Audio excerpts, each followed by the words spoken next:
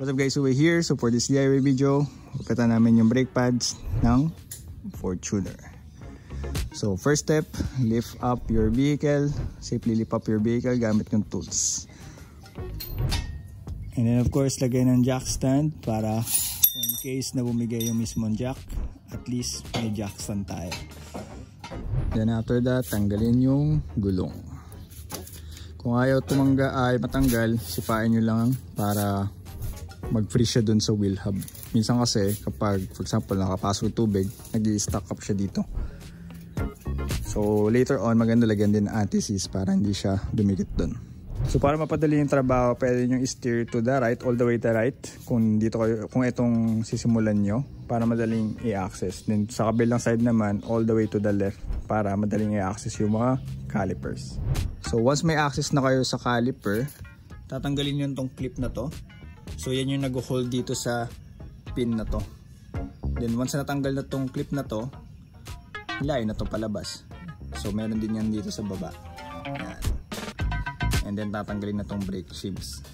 So kung hindi nyo makuha yung pin or mukhang hindi nyo mahuhugot, kuha kayo ng pliers, ikot nyo siyang ganyan. And then tsaka natin hugutin yung clip na yan. Oops, yeah, sobra.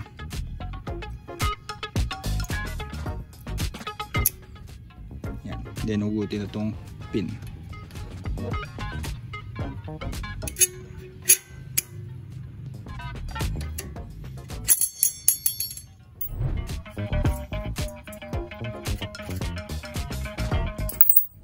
And then after that, pry nyo lang natin yung brake pads gamit ng flathead screwdriver or anything similar para lang makompress yung piston paloob.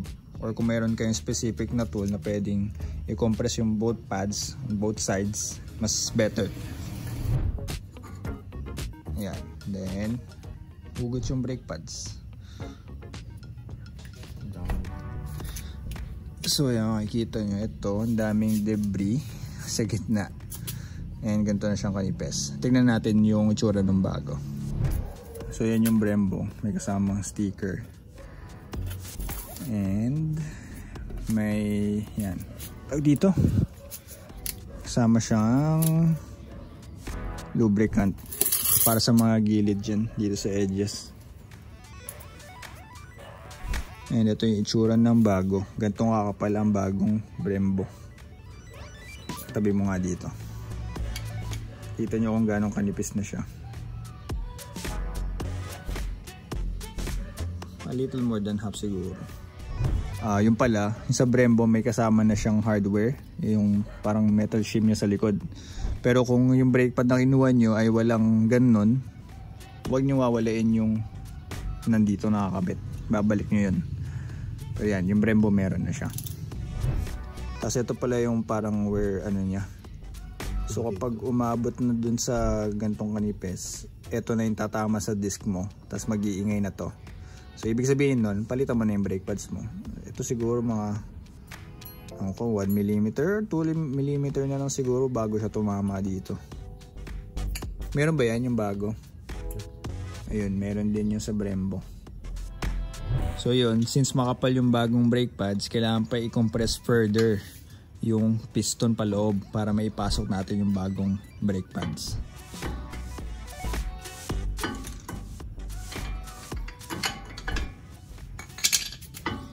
And then test fit. Hindi pa, so kailangan pa rin i-compress.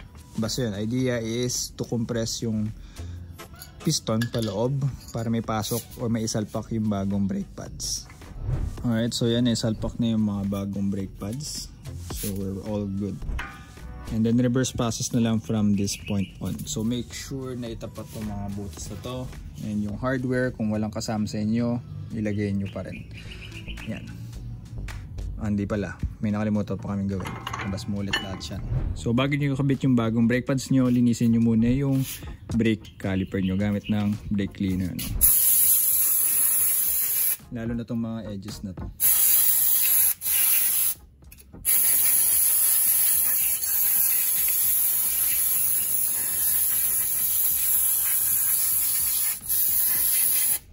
And then yun, lagay nyo yung lubricant dun sa mga contact points, like yung mga edges na yan, kung saan siya didikit dito sa caliper, pati yung likod niya. Yan, kung saan siya tatama naman sa piston. Yan, lagay natin ng mga lube. Huwag yung mismong brake pad huwag yung mismong huwag mismo tong side na to mga gilid-gilid lang. So once all good, na-compress nyo na yung piston, nalagyan nyo na ng lubricant yung brake pads, yung gilid, pwede nyo na siyang isalpak ngayon. Ayan. So yun yung purpose ng lubricant, para kapag nag-slide siya, nag-brake kayo, hindi siya potentially mag-stock up dun sa caliper.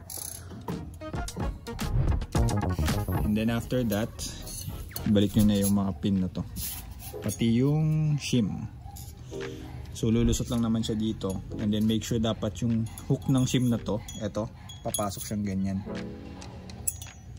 So pasok dito, make sure naka-align lang, then lusot sa kabila, and then lalagay natin yung pin dun sa dulo.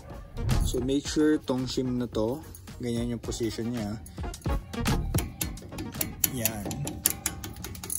And then naka-hook siya dito sa dalawang pin, yung upper tsaka yung sa lower.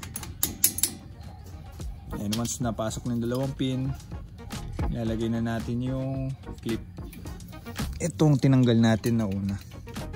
Yan. Dali lang naman yan. Suksok lang siya dun sa butas. Tulad yan. Yan. Suksok mo lang yung pin dun. O yung clip rather.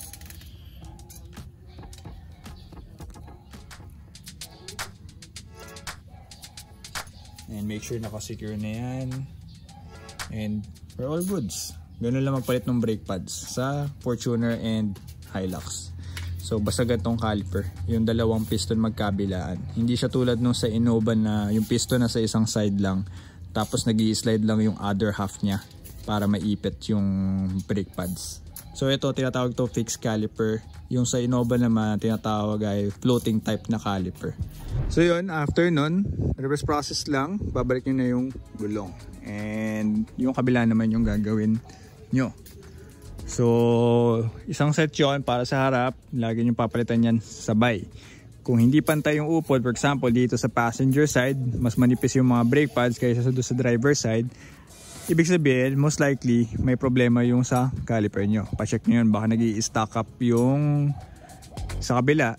Kasi yun nga, hindi masyado nauupod, baka nag-i-stock up siya. And then, mararamdaman din yan pag nagdadrive kayo or pag nagbe-brake kayo, kumakabig sa isang side.